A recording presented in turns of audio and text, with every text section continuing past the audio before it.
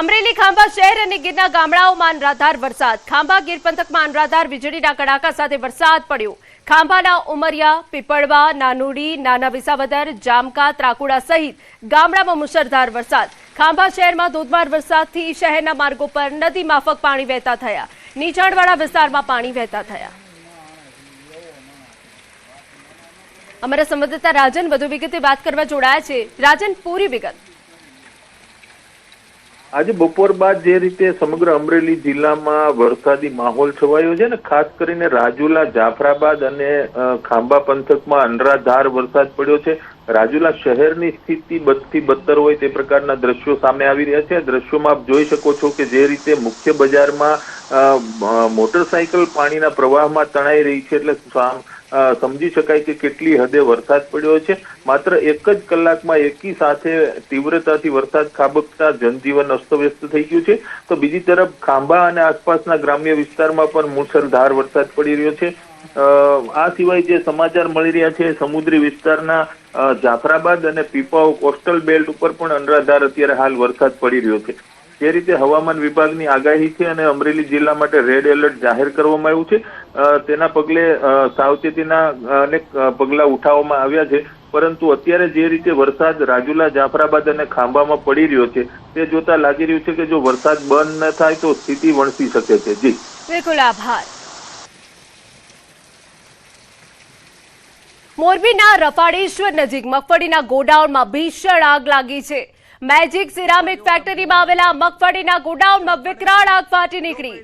મોરબી, રાજકોટ અને વાંકાનેરની કુલ 7 ફાયરની ટીમો ઘટનાસ્થળ પર પહોંચી છે. આગની ગંભીરતાને પગલે મેજર કોલ જાહેર કરાયો છે. ગોડાઉનમાં મોટી સંખ્યામાં મગફળીની ગુણીઓ હોવાના કારણે આગે વિકરાળ સ્વરૂપ ધારણ કર્યું, જેની તસવીરો અમે આપને બતાવી રહ્યા છે. ફાયર બ્રિગેડ દ્વારા સતત પાણીનો મારો ચલાવી આગ પર કાબુ લેવાના પ્રયાસ છે. આગ લાગવાનું કારણ હજુ સુધી અકબંધ છે. જાનહાની અંગે હાલ કોઈ સત્તાવાર માહિતી નથી. આપણે જણાવી દઈએ, મોરબીમાં મગફળી ગોડાઉન તરીકે ઉપયોગમાં લેવાતી સિરામિક ફેક્ટરીમાં આગ લાગી છે અને આગ વિસ્તરી રહી છે. મગફળીનો જથ્થો આગમાં બળીને ખાક થઈ ગયો છે. હજારો મણ મગફળીનો જથ્થો બળીને ખાક થયો છે. આપને જણાવી દઈએ, રફાળેશ્વર જીઆઈડીસીમાં આવેલ બંધ સિરામિક કારખાનામાં અચાનક આગ લાગી. કયા કારણોસર આગ લાગી છે તેની કોઈ સ્પષ્ટતા નથી, પરંતુ હાલ મેજર કોલ જાહેર કરવામાં આવ્યો છે. બે અલગ અલગ તસવીરો અમે આપને બતાવી રહ્યા છે. 1.59 લાખ બોરી મગફળી હોવાનું અનુમાન છે અને મગફળીના કારણે આગે વિકરાળ સ્વરૂપ ધારણ કર્યું છે. અમારા સંવાદદાતા રવિ વધુ વિગતે વાત કરવા જોડાયા છે. રવિ, શું સ્થિતિ આપ ત્યાં જોઈ રહ્યા છો હાલ? રફાળેશ્વર નજીક મેજિક સિરામિક ફેક્ટરીમાં મગફળીના ગોડાઉનમાં ભીષણ આગ ફાટી નીકળી હતી, જેથી મોરબી ફાયરની ટીમો દોડી ગઈ છે. પાણીનો મારો ચલાવવામાં આવી રહ્યો છે. આગ પર કાબુ મેળવવા માટે 7 જેટલા ફાયર ફાઈટરને પણ બોલાવી લેવામાં આવ્યા છે. મેજર કોલ જાહેર કરવામાં આવ્યો છે. આગળ આગ એટલી વિકરાળ હોવાથી મોરબીની 4 ટીમ, વાંકાનેરથી 1, રાજકોટથી 2 એમ કુલ 7 ફાયરની ટીમો સ્થળ પર દોડી ગઈ છે અને પાણીનો મારો ચલાવવાનું કામ કરવામાં આવી રહ્યું છે. સિરામિક ફેક્ટરીમાં મગફળીનું ગોડાઉન હતું. ભાડે આપેલ હોવાની માહિતી ફાયર ટીમ પાસેથી પ્રાપ્ત થઈ છે. મગફળીના ગોડાઉનમાં મોટી સંખ્યામાં મગફળીની ગુણીઓ રાખેલ હોય, જ્યાં આગ ફાટી નીકળતા મેજર કોલ જાહેર કરવામાં આવ્યો છે. બિલકુલ. રવિ, કયા કારણોસર આગ લાગી છે તેની કોઈ સ્પષ્ટ વિગત હજુ સુધી સામે આવી છે ખરી?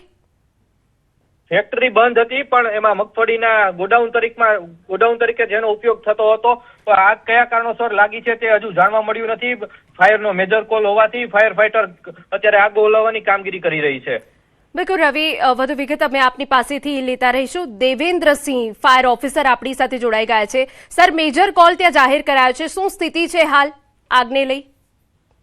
મોરબી ફાયર કંટ્રોલ ઉપર 3 વાગ્યાની આસપાસ આપણે કોલ આવેલો હતો. તે ગોડાઉનમાં એક આગ લાગેલી છે. તુરંત આપણે આપણી ટીમ રવાના કરેલી હતી અને જગ્યા ઉપર જોતા આગ વધુ હતા. મોરબીની ટોટલ 4 ટીમો આપણે રવાના કરી હતી. સાથે વધુ મદદ માટે વાંકાનેર અને રાજકોટ એમ ટોટલ હાલે 7 ટીમ ઘટના સ્થળે છે અને ફાયર ફાઇટિંગ હાલે ચાલુ છે.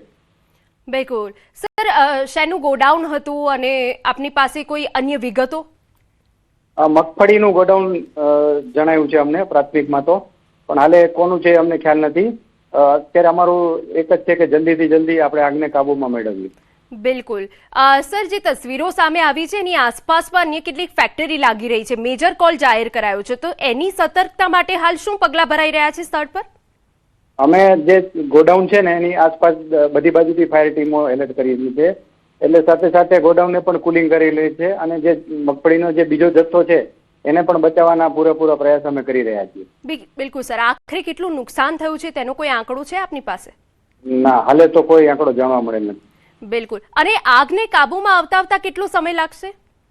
હજી તો કેમ કે ગોડાઉન બંધ છે એટલે થોડીક અમને તકલીફ આવી રહી છે આગ બુઝાવવામાં અને અમારા પૂરા પ્રયાસ છે કે જલ્દીથી જલ્દી આગ બુઝાવી દઈએ અમે. બિલકુલ. આપની કેટલી ટીમ હાલ સ્થળ પર કાર્યરત છે સર? ટોટલ 7 ટીમો છે ઘટના સ્થળે. ઓકે, આભાર અમારી સાથે વાતચીત કરવા બદલ.